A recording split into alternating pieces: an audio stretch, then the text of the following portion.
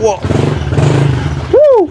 Bon les gars, j'espère que vous allez éclater, c'est trop éclaté. On se retrouve donc aujourd'hui pour une nouvelle vidéo. Je le dis à chaque fois, mais on est au courant que c'est une nouvelle vidéo. Gros, si elle vient de sortir, c'est que c'est une nouvelle vidéo. Le concept d'aujourd'hui, c'est quoi? C'est de la mécanique. Aussi simple que ça. En vrai, vous me l'avez pas beaucoup demandé, c'est pour ça que j'ai pris mon temps à les faire les vidéos. M'en voulez pas. Ouais, j'avoue, j'ai abusé. J'ai abusé de ouf. Vous me l'avez demandé, redemandé. Mais les gars, je vais vous expliquer pourquoi j'ai mis autant de temps à vouloir faire des vidéos dans le monde de la mécanique. Le programme d'aujourd'hui, c'est quoi? Le 125e là que vous voyez clairement pas, qui est genre là, il est complètement démonté. Genre il y a la boîte qui est démontée, il y a tout qui est démonté. L'objectif, c'est de faire une restauration avec vous. En fait, ce que j'aurais fait tout seul dans mon atelier, je vous le partage. Ça, c'est l'objectif. Maintenant, comment va se dérouler cette vidéo? Dans un premier temps, je vais vous expliquer la raison pour laquelle j'ai mis autant de temps à vouloir faire des vidéos mécaniques. Je vais vous expliquer tout ce qu'il y a à faire sur ce 125 RM, le présenter, les problèmes qu'il a eu et qu'est-ce qu'on va en faire. Ensuite, on va commencer directement la restore, donc à le nettoyer toutes les pièces. Et pour finir, je vais vous montrer les pièces que j'ai déjà sur ce 125. Donc c'est assez chargé, tu vois, on n'a pas fini. Ce qu'il faut savoir, c'est qu'il va y avoir plusieurs vidéos, ça va être une série de vidéos, tout simplement parce que une restauration, ça met un peu de temps à se faire. Et l'objectif, c'est vraiment que je vous la partage ensemble. Mais pourquoi tu fais pas des vidéos mécaniques? Pourquoi tu nous parles pas de la mécanique? J'avoue que j'ai un peu abusé là-dessus. Pourquoi j'ai mis autant de temps à vouloir faire des vidéos dans le monde de la mécanique, tu vois? Avant, j'avais commencé à en faire un petit peu, mais après, j'ai vite arrêté. Tout simplement parce qu'en fait, la mécanique, pendant une période, c'était mon métier. C'est-à-dire que, en fait, c'était ma première passion. Et après, c'est devenu mon métier. C'est-à-dire que j'ai passé un bac de mécanicien moto, j'ai passé un BTS de mécanicien moto et je travaillais donc chez un préparateur suspension. Le week-end, je travaillais dans un team en compétition avec lequel on allait sur tous les litres, le championnat de France, le championnat espagnol et tout ça. Et ça, j'ai fait ça pendant de nombreuses années. Et en fait, le problème, c'est que quand toi, tu es face à un client et que tu vas lui dire, mais écoute, moi, je vais te faire ça sur ta moto, ça va coûter tant. Mais qu'à côté de ça, tu fais des vidéos sur YouTube où tu expliques comment tu fais. Qui va être là, mais autant que je regarde ta vidéo gratuite sur YouTube. Tu vois le délire? Et en fait, du coup, moi, ça allait être complètement contre-productif, le fait de faire des vidéos, tu vois. Et je pouvais pas apprendre quelque part et le divulguer au nom de tout le monde, tu vois, d'un autre côté. Ce que je faisais. C'est pas clair. On oublie ce que je viens de dire. Je pouvais pas arriver que quelqu'un m'explique, par exemple, comment on fait un moteur, et de l'autre côté, moi, je balance à ma communauté comment on fait un moteur, tu vois. Tu comprends? Mais maintenant, je suis plus de ce monde-là. Je suis plus dans le monde de la mécanique. La mécanique, c'est devenu rien que pour moi et mes potes, tu vois. Donc maintenant, moi, je peux vous en parler. Je peux vous expliquer tout mon savoir-faire, tout ce que j'ai appris et tout ça. Et c'est ça qui va être intéressant. Et c'est ça qui, je pense, va faire un peu la différence, tu vois. Ah, dans le game, tu vois, ça va. J'ai pas des connaissances de malade. Mais pour vous expliquer, j'ai travaillé, j'ai fait beaucoup de stages chez des préparateurs moteurs. J'ai vécu 2-3 mois en Espagne où j'ai travaillé chez KTM Espagne. C'était éclaté au sol, ça fait rêver mais c'était éclaté au sol. Et après j'ai travaillé pendant quasiment 2 ans chez un préparateur où je m'occupais de la motorisation, des suspensions et tout ça. Et ensuite à côté de ça j'ai passé mon bac, mon BTS. Et après à côté de ça j'ai commencé 2 ans en fait à suivre un pilote et on faisait tout le supercross français et le motocross français et le championnat d'Espagne où j'étais en fait mécanicien de course. Et après je suis rentré dans un team et où j'ai fait ça durant une saison et j'étais mécanicien de course. Du coup, voilà un petit peu le savoir-faire que je vais avoir. Et après, à côté de ça, moi, je bricolais H24. J'étais ici. Je crois que j'ai passé plus de temps ici que dans ma chambre, clairement. Mais ça, c'est un truc que j'avais encore jamais dit en vidéo. Ça fait bizarre. Ça fait trop que je me confie, tu vois, cette année. Cette année, c'est toi, t'es plus proche de moi, t'as vu? Donc maintenant, faut qu'on la sorte. Elle est loin, hein. Elle est très loin, il y a du bordel devant. Très mauvaise idée.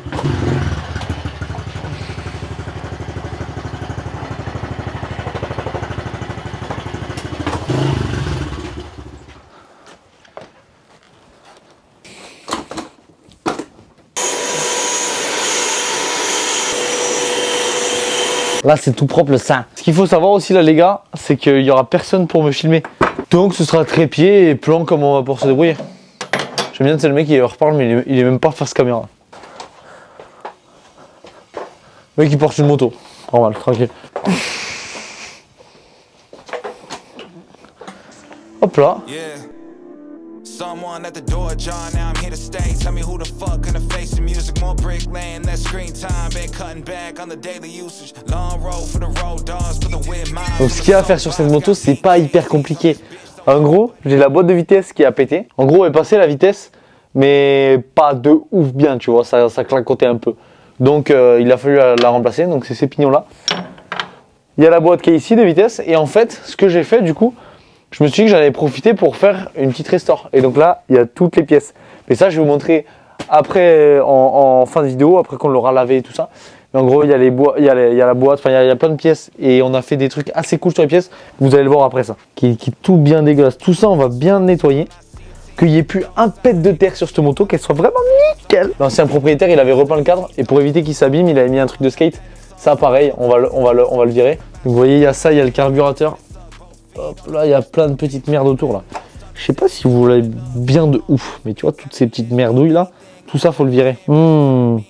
Mais du coup, l'objectif, là, c'est de la mettre complètement étanche. Là, il y a l'arrivée électrique pour la bougie avec l'antiparasite et tout ça. Pareil, ça, faut le scotcher. Radiateur, faut scotcher pour pas qu'il y ait d'eau qui rentre dedans. On sait jamais, on va utiliser des produits. Je vais vous montrer, j'ai pas mal de petits tips de bons produits qui attaquent bien pour bien venir mettre en bon état, tu vois. En vrai, je bouche un endroit pour pas qu'il y ait d'eau dedans où il y a habituellement de l'eau. Ça, c'est un petit peu con. Là, on commence à être pas mal.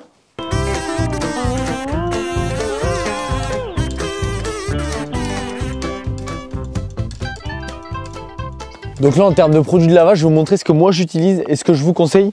Donc là, on va prendre des produits qui te choquent un peu. Tu sais. Moi, il y a le Yamlube que j'aime bien parce qu'il dégraisse grave. Après, il est quand même assez doux, tu vois, parce que c'est un produit qui est fait pour que tu es censé t'en servir après chaque utilisation. Donc s'il faisait un truc qui attaque trop, ça défoncerait les motos. Donc là, c'est pas le but. Là, on va prendre du champ de terre. C'est un produit, tu peux la jouer économique, tu peux t'en servir. C'est un produit, ça coûte je crois 2 balles à Intermarché, comme ça. Sauf que ça dégraisse bien. C'est en gros pour tout ce qui est dégraissant universel, respecte la peau, ultra efficace, force et respect, chante clair, cuisine, textile, auto, vélo. Donc franchement, ça c'est top et ça dégraisse bien. Donc on va faire ça dans un premier temps. Là on asperge. Là on en met vraiment partout. Faut que ça dégraisse, mon pote.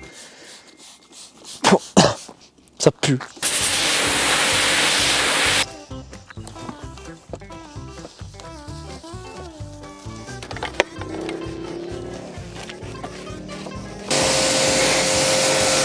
Mais là, l'objectif, on va faire sortir toute cette merde là, celle-ci là. Tu vois, ce truc là qui est bien ancré là.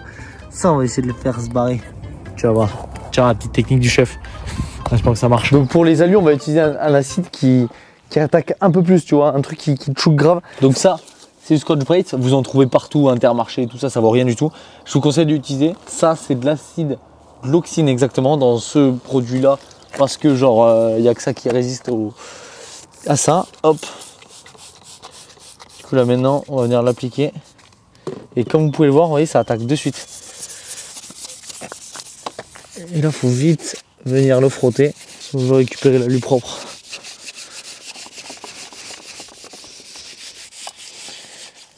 Hop. Hop, et là faut de suite le rincer sinon ça nique tout.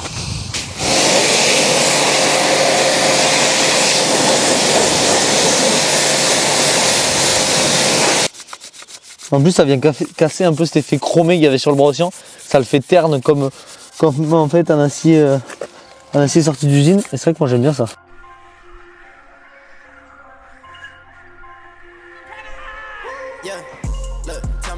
Là, par exemple, on va le poser sur l'étrier de frein. Normalement, il faut mieux le mettre directement sur Scotch-Brite et venir l'appliquer. Mais là, c'est pour vous montrer. Hop, là, ça se ternit et là, il faut de suite frotter.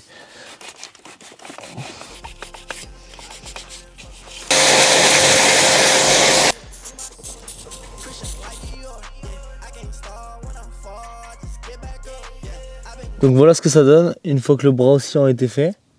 Ça fait de suite plus propre. L'étrier, c'est la même chose. Il fait vraiment clean. Et là, le carburateur, c'est la même. Le problème, c'est que vous voyez, là, ces petites traces noires, c'est qu'en fait, j'ai laissé trop agir. Du coup, ça l'a pas rendu hyper propre. Alors, pour tous ceux qui commencent à dire, ouais, mais c'est pas bien, tu nettoies ton carburateur à l'eau, naninana. Le carburateur, on va le démonter entièrement et on va faire un entretien complet. Parce que sinon, c'est sûr que s'il y a de l'eau dans les gicleurs, mon pote, son manteau va faire.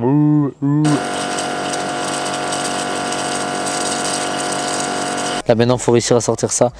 Le truc bien relou. Putain, ça c'est la merde grave.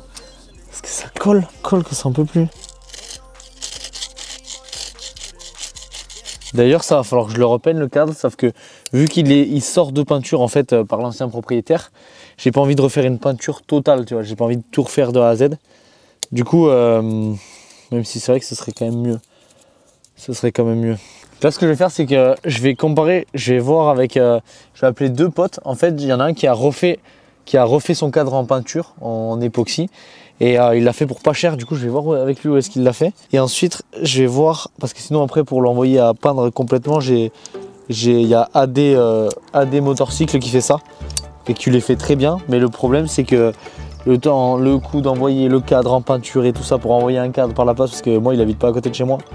Donc pour envoyer le temps d'envoyer le cadre et tout ça, ça fait chier quoi. Donc je vais voir si je peux pas, parce que je sais qu'il y a des bombes qui existent et qui sont vraiment bien.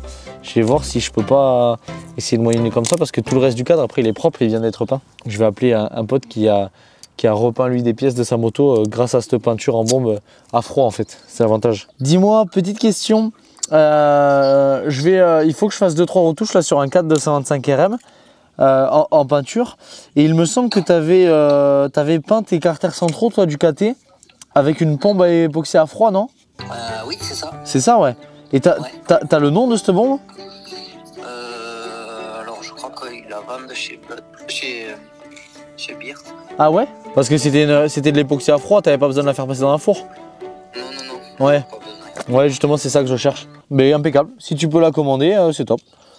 Allez, ben c'est bon, ça sera là dans la semaine. Là. Ça marche. Je te remercie, Yo. Allez, Bonne soirée, ciao. Ouais, toi aussi, bye bye. Ciao. Mais voilà, en fait, cette bombe, il l'avait chez Beer. Du coup, bah, c'est commandé.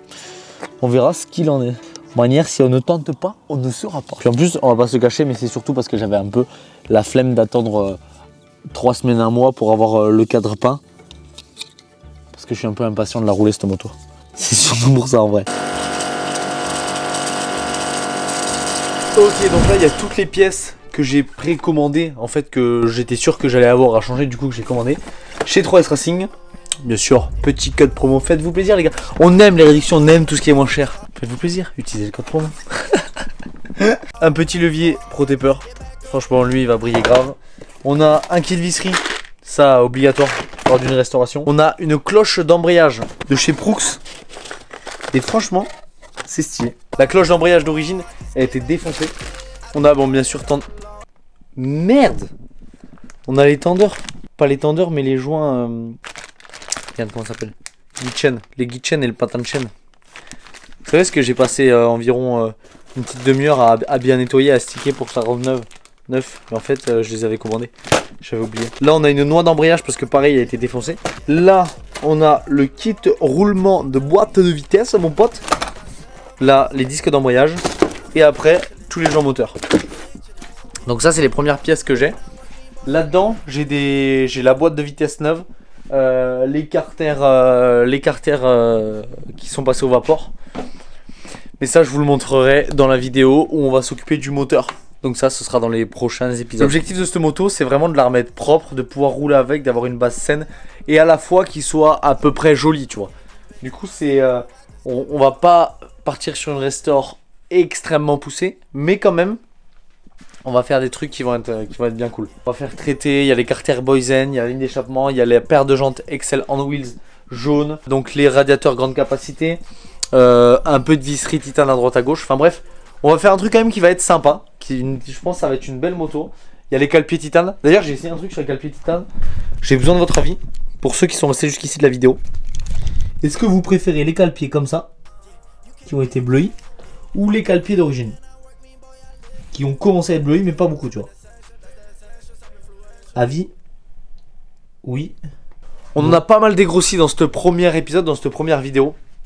C'était vraiment histoire de vous expliquer le projet, ce qui va être fait par la suite. On a du taf, Vous voyez là, dessous ça, sous le sac de moto, j'ai les suspensions à remonter. Ça pareil, on va les faire ensemble. On va restaurer une paire de suspensions ensemble. Comme ça, vous verrez un petit peu comment est-ce qu'on peut faire les suspensions.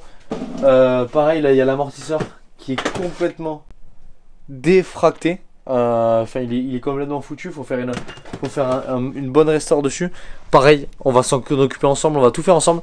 L'objectif, va pas être des tutos mécaniques, mais durant les vidéos, tu vois, je vais vous transmettre un petit peu mon savoir, ce que je sais faire, ce que je sais pas faire. Et l'objectif, c'est vraiment qu'on échange ensemble, tu vois. Donc voilà, j'espère que ce premier épisode vous a plu. C'était Cross Only. Abonne-toi pour les prochains épisodes. N'oublie pas de mettre la cloche et d'activer toutes les notifications. On se dit à la prochaine. Bisous.